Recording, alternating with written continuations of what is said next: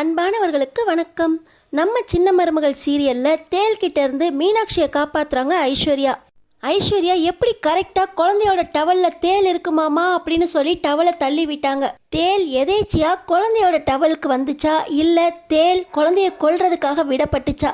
ஐஸ்வர்யா உண்மையிலேயே குழந்தை மேல இருக்க பாசத்துல குழந்தைய காப்பாத்தினாங்களா இல்ல தேல்கிட்ட இருந்து குழந்தைய காப்பாத்தினா சேது மாமாவோட அன்பு கிடைக்கும் அப்படின்னு நினைச்சு குழந்தைய காப்பாத்தினாங்களா? தேலை விட்டது யாரு? குழந்தைய கொல்றதுக்காகவா இல்லை சேதுவையும் ஐஸ்வர்யாவையும் சேர்த்து வைக்கிறதுக்காகவா? அடுத்தடுத்து என்ன நடக்க போகுதுன்னு தெரிஞ்சுக்கிறதுக்கு முன்னாடி இந்த வீடியோக்கு ஒரு லைக் போட்டுக்கோங்க. ஸோ பார்த்தீங்கன்னா மீனாட்சியை குளிப்பாட்டுறதுக்காக மலர் கிணத்தடிக்கு தூக்கிட்டு வராங்க. மலரக்கா, இன்னைக்கு மீனாட்சியை நான் குளிக்க ஊத்துறேனே அப்படின்னு சொல்லி ஐஸ்வர்யா கேட்க, சரிதான் குழந்தைய குளிப்பாட்டுறதுக்கு தான் தூக்கிட்டு வந்தேன், ஆனால் சோப்பும் டவலும் எடுத்துகிட்டு வரதுக்கு மறந்துட்டேன், கொஞ்சம் போய் எடுத்துகிட்டு வரியா அப்படின்னு சொல்லி நம்ம மலர் ஐஸ்வர்யா கிட்ட சொல்ல, நான் போய் எடுத்துகிட்டு வரேன் அப்படின்னு சொல்லி ஐஸ்வர்யா ரூமுக்கு வராங்க. அந்த நேரத்தில் தான் ஈஸ்வரியும் சித்ராவும், அம்மா சேது இன்னைக்கு உங்களை ரொம்பவே சத்தம் போட்டு பேசிட்டான், அப்படி என்ன நீங்கள் தப்பாக பேசிட்டீங்க? குழந்தைய மலரக்கா கூட இருக்கட்டும், அப்படியே அவள் கிச்சன்லேயே ஏதாவது ஒரு ஓரத்துலேயே வச்சு பாய்ச்சிக்கட்டும், நீயே ஐஸ்வர்யாவும் ஒன்றா சந்தோஷமாக வாழணுமே அப்படின்னு தானே சொன்னீங்க. என்னமோ தப்பாக பேசிட்ட மாதிரி குழந்தைய பற்றி பேசுனீங்க, நடக்கிறதே வேறன்னு உங்களையே எச்சரிச்சுட்டு போகிறான், உங்களை கையை நீட்டி எச்சரிச்சுட்டு போகிறான். சின்னம்மாங்கிற ஒரு மரியாதை கூட சேதுவுக்கு வர வர இல்லாமல் போச்சு அப்படின்னு சித்ரா சொல்கிறாங்க. என்னடி பேசிக்கிட்டு இருக்க? நம்ம திட்டம் கொஞ்சம் கொஞ்சமாக செயல்பட்டுட்டு வருது. ஆனால் ஐஸ்வர்யாவை கல்யாணம் பண்ணி வச்சிட்டமே தவிர ஐஸ்வர்யாவோட இந்த சேது சேர்ந்து வாழாமல் இருக்கான். இவன் ஐஸ்வர்யாவை ஏற்றுக்கிட்டா தானே இவனோட சொத்தை எல்லாம் ஐஸ்வர்யாவை நம்பி ஐஸ்வர்யா பேரில் எழுதி வாங்க முடியும். அப்போ தானே ஐஸ்வர்யா கிட்டேருந்து நம்ம இந்த சொத்தெல்லாம் அனுபவிக்க முடியும். ஐஸ்வர்யாவை கேட்டால் மாமா என்னை கண்டுக்கவே மாட்டேங்கிறாரு, கொஞ்ச நாள் பொறுக்கட்டும் அப்படின்னு சொல்கிறாரு. குழந்தைங்க மேலே இவளுக்கும் ரொம்பவே பாசம் அதிகமாக இருக்குது. கேட்டால் க்யூட் பேபிஸ், 2 குழந்தைங்களும் அழகாக இருக்குது, அந்த குழந்தைங்கன்னா எனக்கு ரொம்ப பிடிக்கும், சேது மாமாவுக்கு பிடிச்சதெல்லாம் எனக்கும் பிடிக்கும் அப்படின்னு அவளும் டயலாக் பேசுகிறா. நான் விட்டுருவேனா? ஈஸ்வரி, இந்த ஐஸ்வர்யா யார் மேலே வேணால் பாசமாக இருக்கட்டும், குளிப்பாட்டட்டும், டயப்பர் மாற்றட்டும், மருந்து மாத்திரையெல்லாம் கொடுக்கட்டும், அதுக்காக சேதுவை தான் வழியில் விழ வைக்கிறதுக்கு இன்னும் கொஞ்ச நாள் போகட்டும் அப்படின்னு அவள் பொறுமையாக இருந்தால் நான் விட்டுருவேனா? கண்டிப்பாக சேதுவோட ஐஸ்வர்யாவை சேர்த்து வச்சு இந்த சொத்தெல்லாம் இந்த ஈஸ்வரி பேரில் மாற்றுவேன். அதுக்கு தான் ஒரு பெரிய திட்டம் போட்டு வச்சுருக்கேன். குழந்தை வீட்டில் இருக்கிறதுனால தானே ஐஸ்வர்யாவும் குழந்தைன்னு போக ஆரம்பிச்சிட்டா, சேதுவும் குழந்தைன்னு ஐஸை கண்டுக்க மாட்டேங்கிறான்.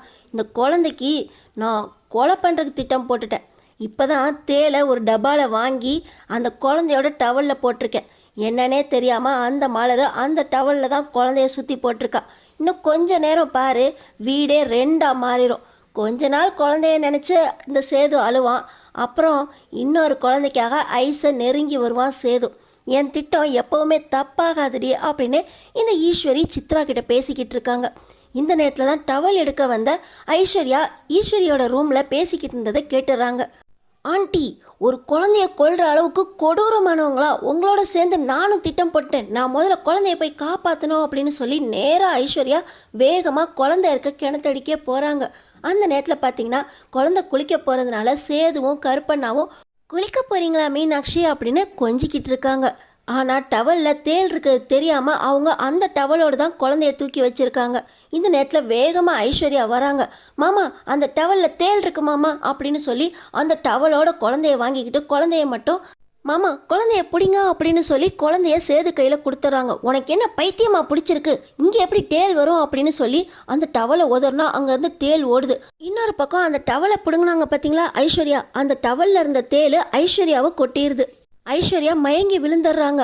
ஐஸ்வர்யா ஐஸ்வர்யா அப்படின்னு தட்டி தட்டி எழுப்புறாங்க சேது. இன்னொரு பக்கம் இங்கே செனத்தடியில் சத்தம் கேட்குறத கேட்டு ஈஸ்வர்யா இப்போ தானே ஐஸு ஆண்டி அப்படின்னு சத்தம் போட்டுட்டு போனா, இப்போ அவள் இங்கேருந்து சத்தம் போட்டால கிணத்தடியிலேருந்து இந்த சத்தம் கேட்குதா அப்படின்னு சொல்லி ஈஸ்வரியும் சித்ராவும் ஒன்றுமே இல்லாமல் ஒன்றும் தெரியாத மாதிரி ஓடி வராங்க. மலர் ஐஸ்வர்யா ஏன் மயங்கி விழுந்தான்னு தெரியாமல் அவங்க சுற்றி சுற்றி பார்க்கும்போது தேல் அங்கேருந்து ஓடுறத பார்த்தோன்னே, மாமா ஐஸ்வர்யாவை தேல் கடிச்சிருக்கு மாமா அப்படின்னு சொல்லி கையை காட்டுறாங்க. கையில் தேல் கொட்டின உடனே எல்லாருமே ஆஸ்பத்திரிக்கு ஐஸ்வர்யாவை தூக்கிட்டு போகிறாங்க. ஐஸ்வர்யாவுக்கு ஐசியூவில் ட்ரீட்மெண்ட் நடக்குது. கொடிய விஷத்தேல் கடிச்சிருக்கு, அவங்க பிளட்டில் கலந்துருக்கு, காப்பாற்றுறதே கஷ்டம் அப்படிங்கிற சூழ்நிலையில் டாக்டர் ட்ரீட்மெண்ட் கொடுத்துட்டு இருக்காங்க. விஷத்தேல் கடிக்கு அப்பத்தா ரொம்ப நல்ல ட்ரீட்மெண்ட் பண்ணுவாங்களே அப்படின்னு சேது பார்த்தீங்கன்னா அப்பத்தாவுக்கு சொல்லலாமா அப்படின்னு கேட்குறாங்க. ராஜாங்கமும் சரியான நேரத்தில் நீ யோசிச்சிருக்கப்பா அப்படின்னு சொல்லி அப்பத்தாக்கு கால் பண்ணுறாங்க. ஆனால் அப்பத்தா ஃபோன் எடுக்கல. இந்த நேரத்தில் தான் நம்ம தமிழுக்கு கால் பண்ணுறாரு சேது. இவர் எதுக்கு கால் பண்ணிக்கிட்டு இருக்காரு அப்படின்னு சொல்லி நம்ம தமிழ் ஃபோனை எடுக்க ஐஸ்வர்யாவை தேள் கொட்டிருச்சு. அப்பத்தாவுக்கு இந்த மாதிரி சிகிச்சையெல்லாம் நல்லாவே தெரியும், நாட்டு வைத்தியம் நல்லாவே பார்ப்பாங்க. அப்பத்தாவை கூட்டிகிட்டு நேராக இந்த ஆஸ்பத்திரிக்கு வந்துரு அப்படின்னு சொல்லி நம்ம தமிழ்கிட்ட சொல்ல, நம்ம தமிழும் பார்த்திங்கன்னா அப்பத்தாவை கூட்டிக்கிட்டு நேராக ஆஸ்பத்திரிக்கு வராங்க. இப்போ போய் என்னடி பண்ணுறது, இருதுடி நான் போய் மருந்தெல்லாம் எடுத்துகிட்டு வரேன் அப்படின்னு சொல்லி அப்பத்தா மூலிகையெல்லாம் எடுக்க போக நம்ம தமிழும் உதவி செய்கிறாங்க. நம்ம தமிழும் அப்பத்தாவும் நேராக ஹாஸ்பிட்டலுக்கு வர அப்பத்தாவை நாட்டு வைத்தியம் பார்க்க சொல்லி ஐசியூக்குள்ளேயே அனுப்புறதுக்கு பர்மிஷன் கேட்டு ராஜாங்க ஐயா தான் பர்மிஷனோட உள்ளே அனுப்புகிறாங்க. இன்னொரு பக்கம் தேள் எப்படி குழந்தை பக்கம் வந்துச்சா அப்படின்னு ரொம்ப கோவத்தோட தமிழ் கேட்குறாங்க.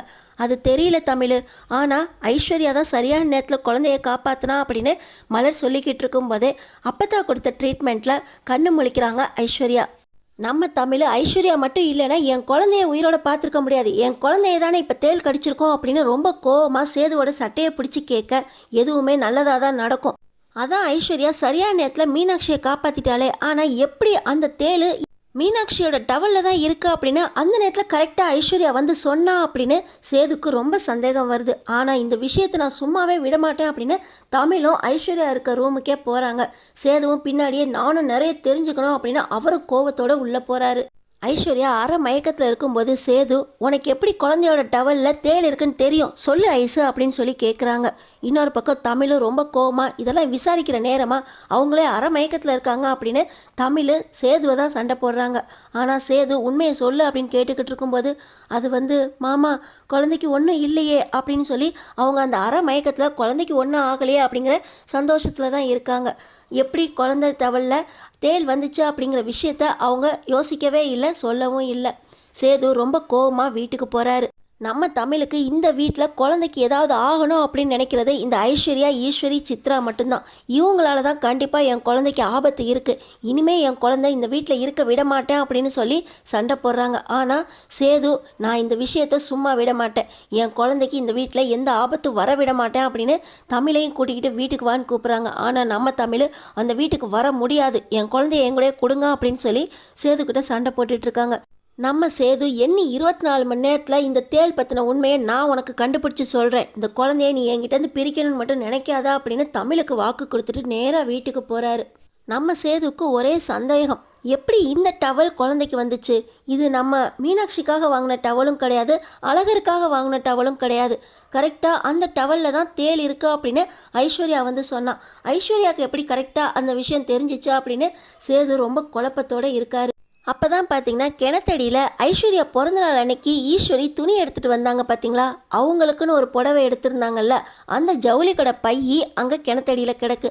இதை பார்த்த உடனே, இது சின்னம்மா அன்னைக்கு ஐஸ்வர்யாவுக்கு துணி எடுத்துகிட்டு வந்தப்போ அந்த கடை பையின்னு சொல்லி காட்டின பை தானே, அது எப்படி இன்னைக்கு கரெக்டாக கிணத்தடியில் கிடக்கு?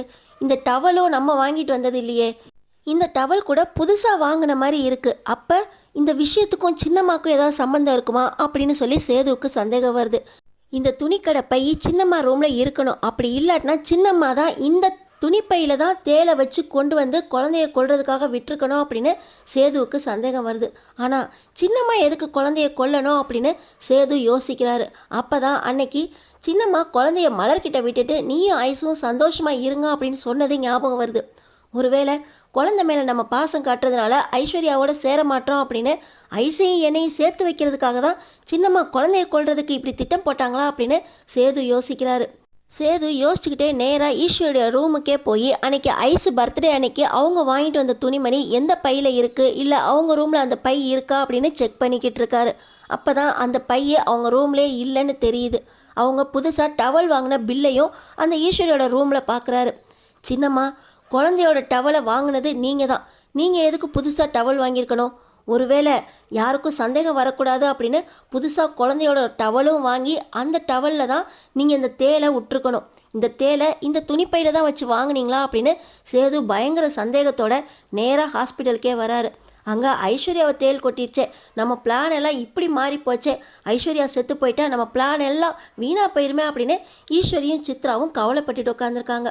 என்ன சின்னம்மா, குழந்தைய கொல்றதுக்காக போட்ட திட்டத்தில் உங்கள் அண்ணன் பொண்ணே மாட்டிக்கிட்டாங்க அப்படின்னு அதிர்ச்சியாக இருக்கா அப்படின்னு சொல்லி சின்னம்மாவோட கழுத்தை நெரிக்கிறாரு சேது.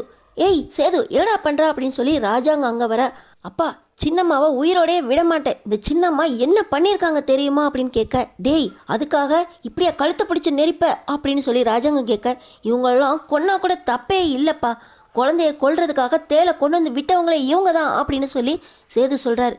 டேய் என்னடா சொல்கிற, ஒரு சின்ன உசுரை கொல்ற அளவுக்கா சின்னம்மா, கெட்டவங்க இல்லை அப்படின்னு சொல்லி ராஜாங்க சொல்கிறார். இல்லைப்பா, குழந்தைக்காக ஒரு புது டவலே வாங்கியிருக்காங்க, இது அதுக்கான பில், குழந்தையோட டவலே இல்லையா அப்படின்னு நான் யோசிச்சுக்கிட்டு இருந்தப்ப இவங்க தான் புது டவல் வாங்கினதா இந்த பில்லு அவங்க ரூமில் கிடச்சிச்சு. அது மட்டும் இல்லைப்பா, இந்த துணிப்பை ஐஸ்வர்யாவோட பிறந்தநாள் அன்னைக்கு இவங்க தான் இந்த பையில் வச்சு ஒரு புது துணி வாங்கிட்டு வந்தாங்க, அந்த பையும் கிணத்தடியில் தான் கிடந்துச்சு, குழந்தையோட டவலில் தான் கரெக்டாக தேல் இருக்கு அப்படின்னு சொல்லி ஐஸ்வர்யா வேகமாக ஓடி வந்தா. சின்னம்மா தான்ப்பா தேலை குழந்தையோட டவலில் வச்சு குழந்தைய அந்த டவலில் போட்டிருக்காங்க, எப்படியாவது தேல் குழந்தைய கொன்னதுக்கப்புறம் நான் ஐஸ்வர்யாவோட சேர்ந்து வாழ்வேன் அப்படிங்கிறது தான் இவங்களோட திட்டம். இவங்க அண்ணன் பொண்ணு ஐஸ்வர்யாவோட நான் சேர்ந்து வாழ்கிறதுக்காக இவங்க குழந்தைய கொல்றதுக்கே துணிஞ்சிட்டாங்க அப்படின்னு சேது சொல்ல, அந்த நேரத்தில் அங்கே இருந்த நம்ம தமிழ், இனியும் இந்த வீட்டில் என் குழந்தை இருக்கிறதுக்கு நான் அனுமதிக்கவே மாட்டேன், என் குழந்தைய நான் தூக்கிட்டு போகிறேன், உங்கள் குடும்பத்துக்குள்ளே நீங்கள் என்ன வேணால் சண்டை போட்டுக்கோங்க அப்படின்னு சொல்லி நம்ம தமிழ் பார்த்திங்கன்னா மீனாட்சியை தூக்கிட்டு கிளம்புறாங்க. சின்னம்மா உங்கள் அண்ணன் பொண்ணு ஐஸ்வர்யோட நான் வாழணுங்கிறதுக்காக ஒரு சின்ன உசுறு மீனாட்சியை கொல்றதுக்கே துணிஞ்சிட்டிங்கல்ல, இனி ஐஸ்வர்யாவே எனக்கு வேண்டாம் அப்படின்னு சொல்லி சேது முடிவெடுக்கிறாரு.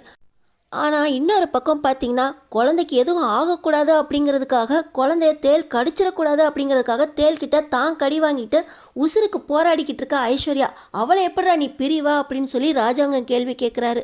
நம்ம சேது ஐஸ்வர்யாவோட சேர்ந்து வாழணுங்கிறதுக்காக தான் இந்த ஈஸ்வரி தேலை விட்டாங்கன்னு தெரிஞ்சதுக்கப்புறம் ஐஸ்வர்யாவோட சேர்ந்து வாழ்வாரா, இல்லை இந்த ஐஸ்வர்யாவும் வேண்டாம் சின்னம்மாவும் வேண்டாம் இந்த குடும்பமும் வேண்டாம் அப்படின்னு சொல்லி என் வாழ்நாள் ஃபுல்லாக என் குழந்தை மட்டும் எனக்கு போதும் அப்படின்னு சொல்லி தமிழ்கிட்டேருந்து மீனாட்சியை அழகரை மாற்றி மாற்றி வாரம் வாங்க போகிறாரா. அடுத்தடுத்து என்ன நடக்க போகுதுன்னு தெரிஞ்சுக்கிறதுக்கு நம்ம சேனலை சப்ஸ்கிரைப் பண்ணி தொடர்ந்து பாருங்கள்.